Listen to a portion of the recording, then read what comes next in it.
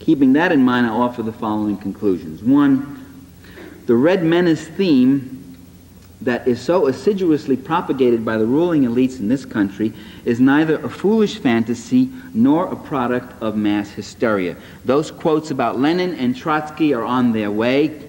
That's not hysteria, although its goal, one of its aims, is to produce fantasy and hysteria in the minds of the mass of people.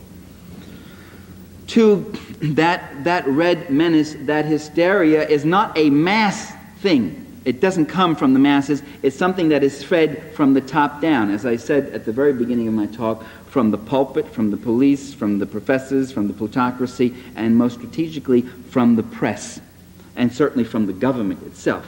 The press often, by the way, is just the purveyor of this. You know, the leaders get up and they say, this is happening, that's happening, the Reds are there, the Red Bear's at the gate and all that, and the press dutifully and uncritically reports that, and so they've got whatever is the new line. The people didn't suddenly just get up and clamor for a red witch hunt. The people didn't suddenly just get up and say, oh, let's arrest all the trade union leaders in 1919. There was no mass demonstrations of the people saying, get the Reds out from among us.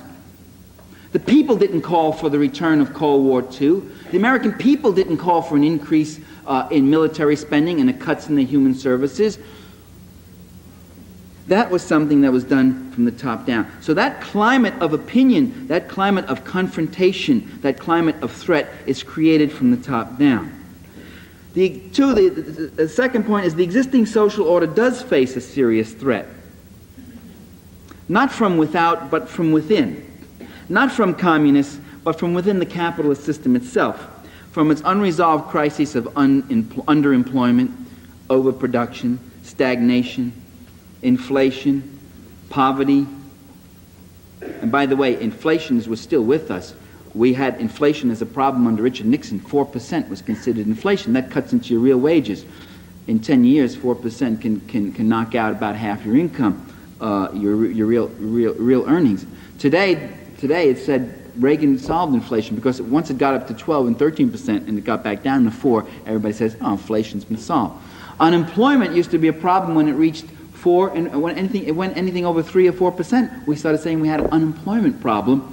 Today, once unemployment got up to 12% and is now down to 7, it's being treated as, okay, 7% is an acceptable thing. And that's the official count on unemployment. And the official count means that if you work a couple of hours in 1 week, you're counted as unemployed. If you work 1 day of that week, you're counted as employed. So there's a tremendous unemployment. There's a tremendous problem. They've got problems they can't solve. They've got an economic crisis. And they face demonstrations, opposition. They face problems of legitimation. They face these things. Massive strikes, much more massive than you think. Right now, how many people know that there are 22,000 steel workers out? Not on a strike, actually. They're locked out, but the press always calls it a strike. Even when management locks out workers because they don't want a contract, don't want to negotiate, won't give them a contract, it's still called a strike, generally. Now, this Red Menace that's propagated by the military, industrial, governmental, and media complex, that's what I call it, serves the function of telling people that it's worse anywhere else. One of the first things you will hear is, where's it any better? The Soviets have it worse. If you go around and lecture, I'm dealing with the subject right now, but generally I might talk about Reaganomics. Talk about any subject.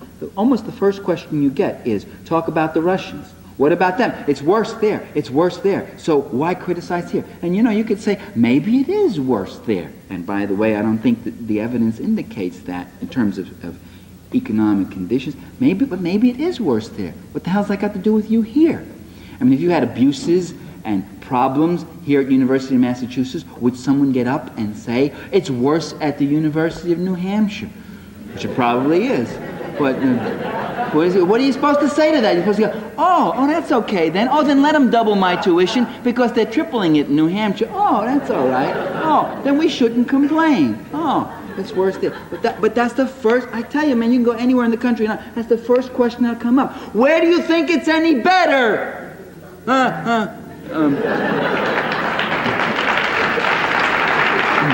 Now,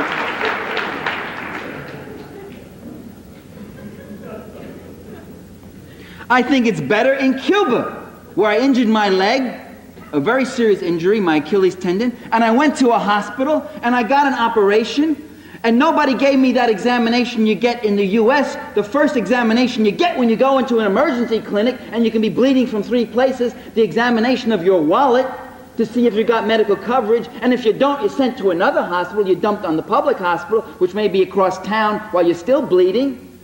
It was better in Cuba where I got that operation, and I didn't have to pay a penny, and I came back here with a cast, and I tried to get an orthopedic doctor, and I couldn't.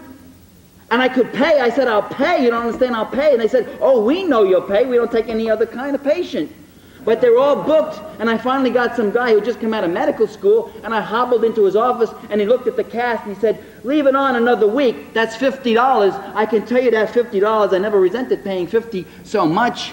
It was better in Cuba. In a poor country, I got good medical care. In a rich country, I'm treated like a beggar and a pariah.